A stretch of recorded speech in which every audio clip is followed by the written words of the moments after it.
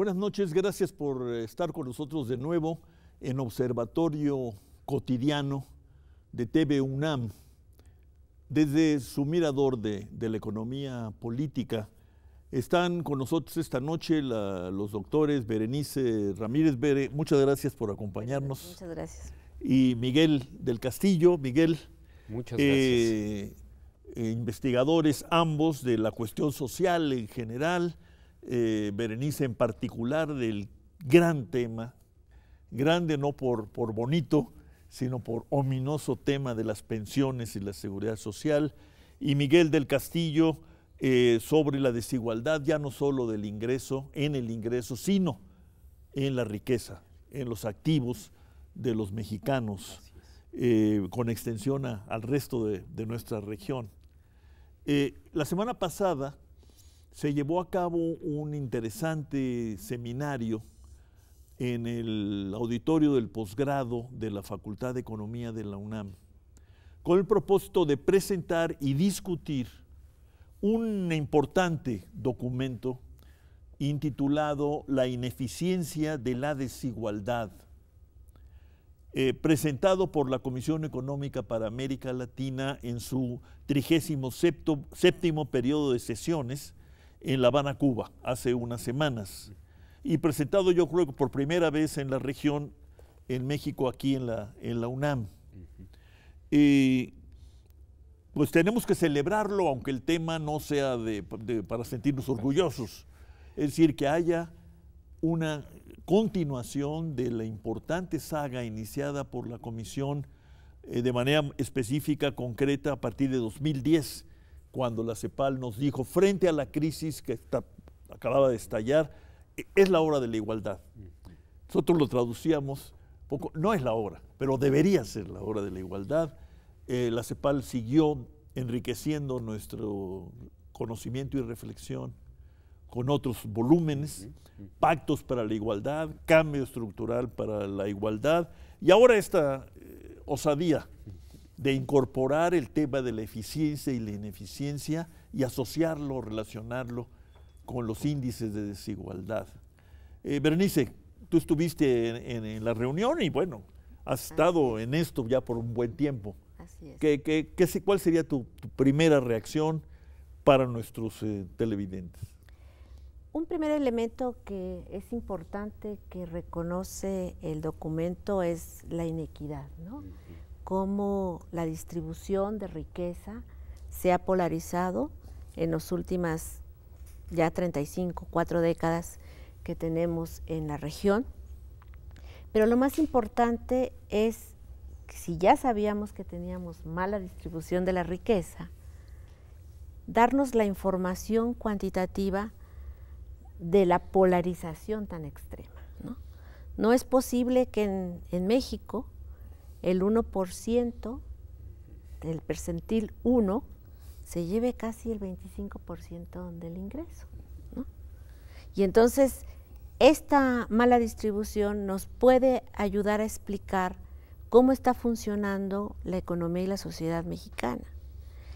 Incluso si asociamos esta polarización con el incremento de la corrupción, encontramos asociaciones, ¿no?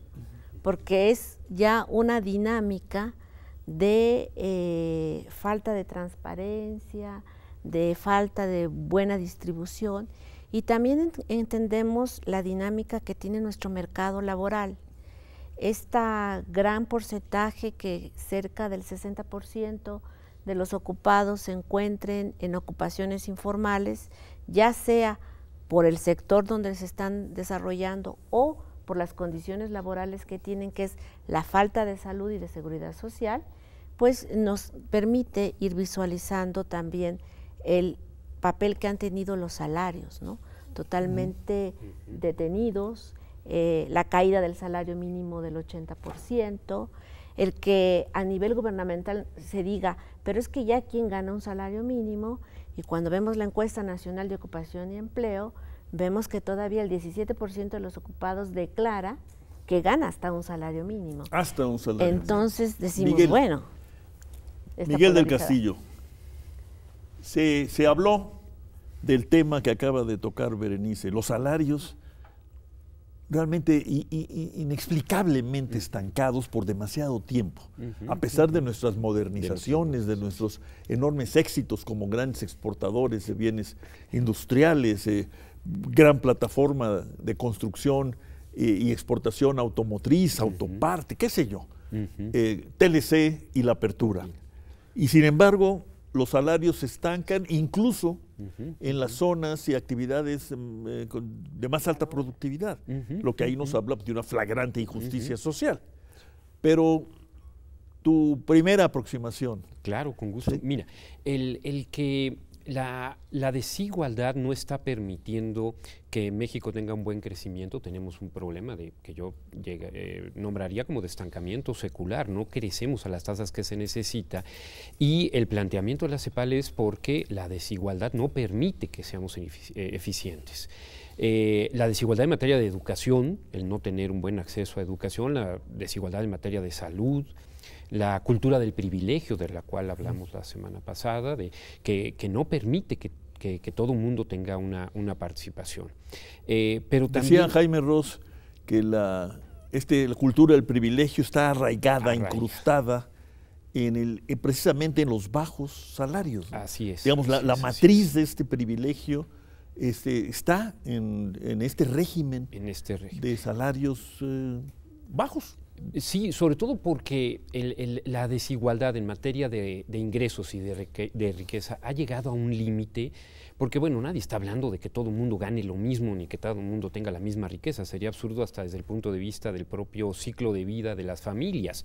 Conforme uno va en la familia creciendo, pues va creciendo en sus activos, pero las proporciones a las cuales hemos llegado en materia de desigualdad en ingresos y principalmente en riqueza es muy fuerte. Yo daría un dato que me parece que tiene que ver con el tema del libro, con el título. Mientras que la riqueza, entendida por activos físicos más activos financieros, menos las deudas, que tienen familias, pero también empresas, gobierno, todos los actores. Bueno, la riqueza, antes de la crisis del 2008, crecía al 9% promedio anual en términos reales, mientras que la economía solo crecía un 2.3, 2.4, no recuerdo exactamente la cifra. Menos de 2.4 en promedio, ¿no? Así es, promedio anual en términos reales. Entonces, bueno, ¿qué está pasando? Estamos en un momento en que no crece la economía, crece la riqueza, y esto está generando una enorme desigualdad. Porque aquellos que tienen activos, ya sea físicos o financieros, incrementan más rápido su patrimonio. Se concentra la riqueza y por esa vía se concentra el ingreso. Así es. Esa así es más o menos la... Exactamente. Quien depende de su trabajo, de su remuneración, no ve incrementado su ingreso y su patrimonio como quien depende de una inversión o de un activo físico. Berenice. Yo creo que este elemento es importante de situar cómo va concentrándose la riqueza, porque esto apunta a otros elementos, ¿no? Las personas van siendo separadas del ingreso a la cultura, del ingreso a la comunicación, del ingreso a la participación, ¿no? Yo creo que por eso es tan importante en este momento ubicar el tema a las puertas de un nuevo gobierno que está señalando que hay una necesidad de participar de las personas, pero un elemento fundamental está ahí en cómo se ha concentrado la riqueza, cómo se han concentrado los activos y cómo no permite que fluya, un poco lo que señala el documento, en distintas direcciones, con los recursos que tiene el país, con la cultura que tiene el país, pues pareciera ser que solamente respondemos a una sola visión y entonces no se puede incluir al resto de la población mexicana, que tiene diferencias muy claras y que tiene alcances también o desea ir en otras direcciones, ¿no? Y se asume por parte de los beneficiarios de esta pauta, se asume el problema, es decir, de que la desigualdad ha llegado a ser, así lo interpreto yo, fuente de ineficiencia económica, ¿no? Ese es digamos, el postulado. El postulado. La provocación, me atrevería a decir, incluso en el buen sentido de la palabra. Hace algunos años no se planteaba. Creo que poco a poco porque sí, la gente que está recibiendo el privilegio, el beneficio en México no se lo plantea. Sin embargo, yo comienzo a ver que, por ejemplo, en Fondo Monetario Internacional empieza a haber una opinión distinta. Vimos la participación de Christine Lagarde en el Foro Económico Mundial pasado diciendo, oigan, la desigualdad no permite crecer. En la OCDE he visto también ya voces que empiezan a decir tenemos que tener cuidado, pero sí, era un tema que no se había planteado porque se pensaba que era producto de lo que cada quien recibía por la aportación que daba en la economía. Sí, era la famosa justicia del mercado, ¿no? Exactamente. Pero llegó Piketty y echó a perder el festín. Así es. Es que es tal la proporción, lo ha comentado no solo Piketty, sino también Stiglitz, que no se justifican las remuneraciones que están recibiendo. Por ejemplo, los directores de los bancos en México y en Estados Unidos, las compensaciones que tienen no se justifican desde el punto de vista de la aportación que están dando. Eso es definitivo, ¿no? Me parece. En Estados, para darle un dato, en Estados Unidos hay molestia cuando el diferencial de sueldos entre un obrero promedio y el director de la empresa llega a 300 veces. En México, yo he estimado que hace algunos años en la banca, un director general puede llegar a ganar 2,100 veces más que un cajero. Me estoy yendo al cajero, al nivel más bajo. Un cajero que, por cierto, según me dicen, no es un empleado formal de algún, por lo menos en algunos bancos. Así es, está en el esquema de outsourcing. Está en este asunto del outsourcing. Así es. A diferencia de algunos años que un cajero formaba parte directamente y tenía una expectativa de crecimiento, había movilidad. Sí. Muchos gerentes en la antigüedad del banco habían iniciado como cajeros. Ahora no, ahora se les contrata por afuera y esto es fuente de desigualdad definitivamente. Vamos a una pausa, Berenice, y me gustaría empezar nuestro siguiente segmento. Bueno, ¿qué proponemos? ¿Qué hacemos o no hacemos? Claro.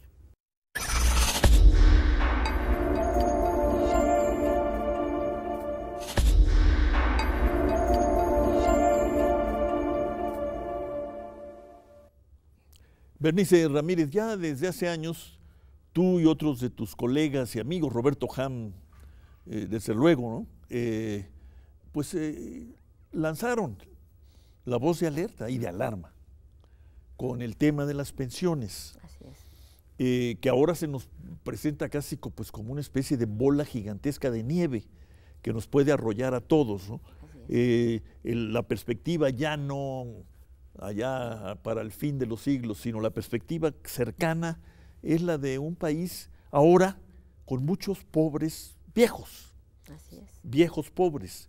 Y en la medida en que la juventud deja de serlo, pues también nuestros jóvenes prometedores y esperanzadores pueden correr con la misma suerte.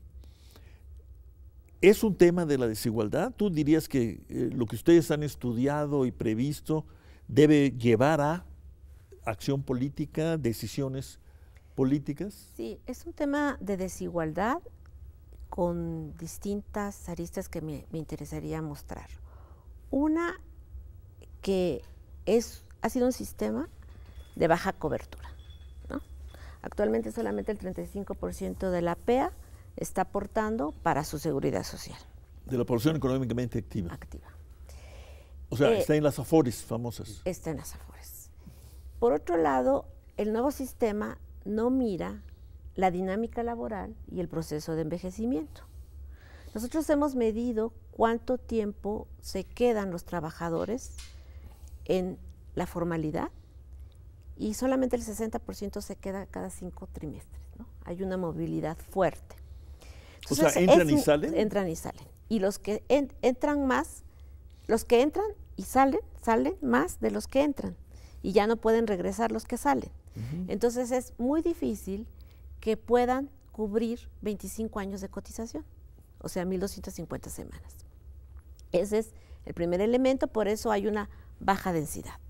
Por otro lado, los bajos salarios, ¿no? Entonces, si hay bajos salarios, pues hay bajas cotizaciones y por lo tanto, este sistema lo que hace es ser equitativo en cuanto a lo que ganas y lo que ahorras, pero a eso hay que sumarle la rentabilidad que obtienes, que ha sido cada vez menor en los últimos años, menos las comisiones que te están cobrando, que aunque vaya bajando, representa el 23% del ahorro total, ¿no?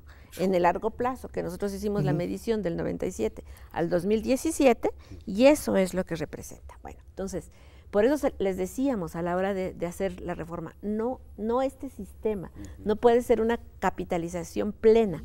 Tenemos que capitalizar, pero de otra manera, no una capitalización plena. Bueno, ese es un primer elemento.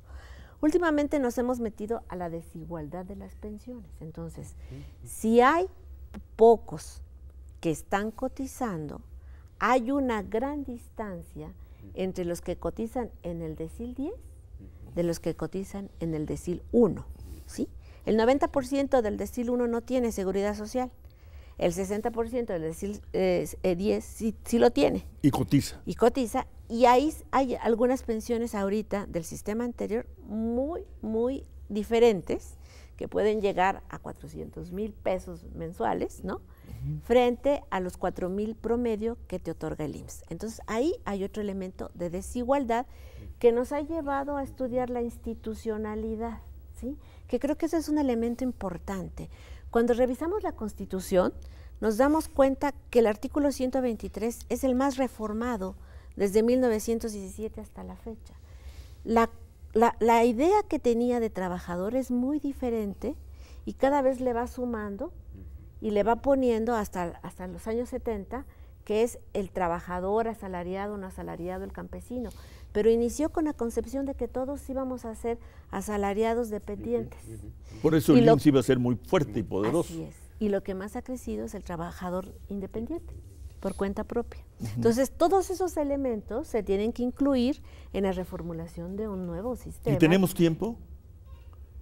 ¿Tienen tiempo los viejos que ya están sufriendo los que ya esto están, y los no. viejos que vamos a sufrir? No, lo que se tiene que hacer es cubrir a los que no están, y por eso tenemos experiencias latinoamericanas. Hay pensiones básicas. Nosotros hicimos una medición y se puede gastar del 0.4% al 2%, porque hicimos como dos escenarios, ¿no?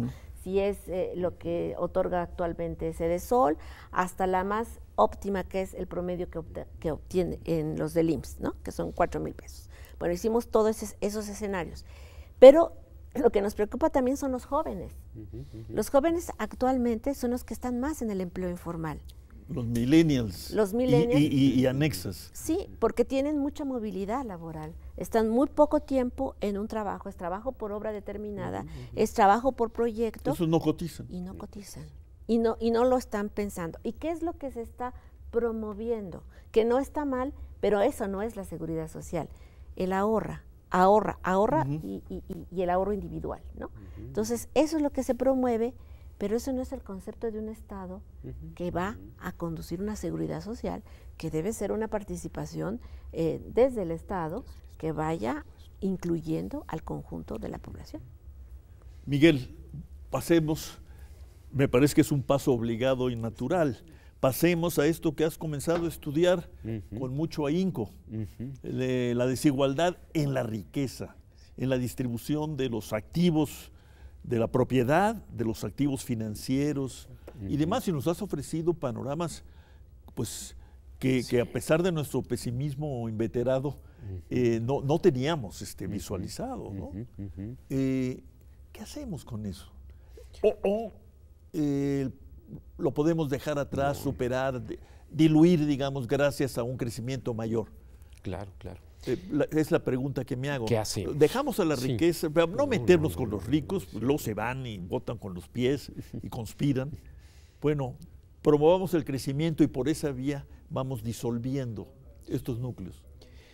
Mira, es una pregunta muy importante y que tenemos que hacernos. ¿Qué debemos de hacer? Ya hay una aceptación, me parece, general en el sentido de que no podemos continuar con esta inequidad en materia de ingreso y de riqueza. Yo creo que un primer punto, y no soy el primero en decirlo, es reconocer que esta situación a la que hemos llegado es producto de una serie de decisiones que hemos tomado en materia de política económica. Y también ir un paso atrás, que esas decisiones que se tomaron en materia de política económica pues estaban sustentadas en una teoría económica.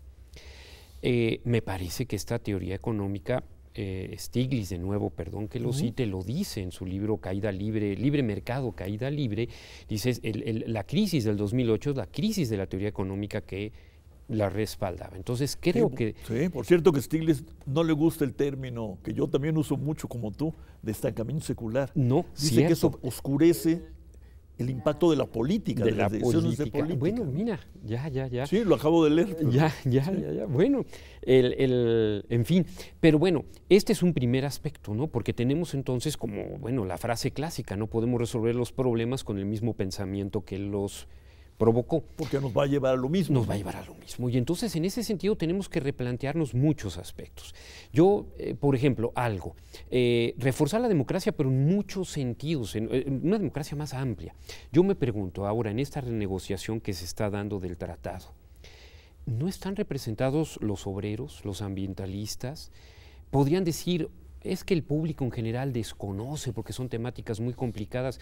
Bueno, los analistas económicos, los investigadores, tampoco estamos enterados. Tampoco. Y los trabajadores, pues, sobre todo los que están sindicalizados, vaya que saben. Saben y por supuesto, bueno, porque tienes toda la razón, esta idea de que no hay un conocimiento en el ciudadano, habría que matizarla. Creo que en muchas ocasiones se encuentra un conocimiento más amplio, más completo. Pero bueno, podría ser a través de representantes, a través de... Entonces, bueno, creo que se necesita esta parte y también definitivamente resolver el problema fiscal, ¿no? La evasión y la elusión fiscal, de la cual también se habló. Y la inequidad también, ¿no? Y la inequidad directamente. Digo, aquí sí se hace énfasis en el tema de impuestos directos. Así es. Impuestos a la renta. A la renta. Y a la propiedad, al patrimonio, que es pues lo que tú has estado insistiendo. Yo creo que debemos de actuar antes y después. Me explico. Antes con una política económica que genere un empleo decente. Detrás del problema que nos acaba de explicar la doctora está el que no estamos ofreciendo un empleo decente. Tenemos entonces que impulsar un empleo con seguridad social. Me parece que hay quien propone un camino que yo creo que es erróneo. No hay trabajo decente, bueno, entonces que cada quien solucione, ¿no?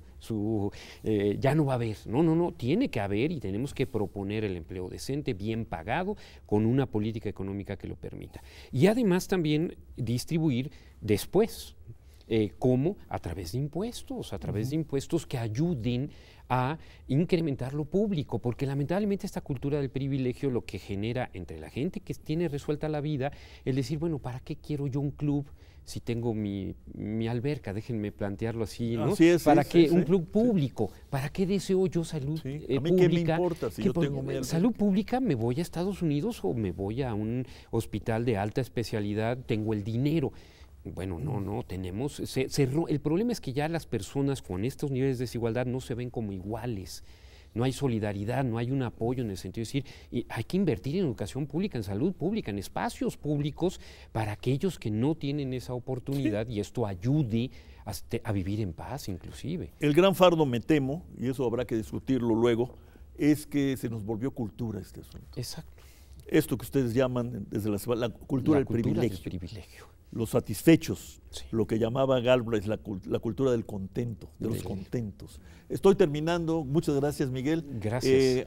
Concluye con nosotros, por nosotros, Berenice. Yo creo que el libro abre un gran reto, ¿no?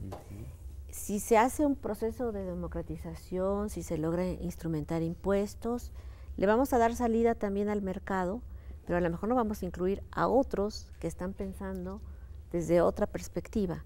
Y yo creo que esto abre una discusión interesante que ojalá con Rolando se pueda continuar en distintos temas, ¿no? Para ir acotando mejor cada uno de los puntos que el libro destaca.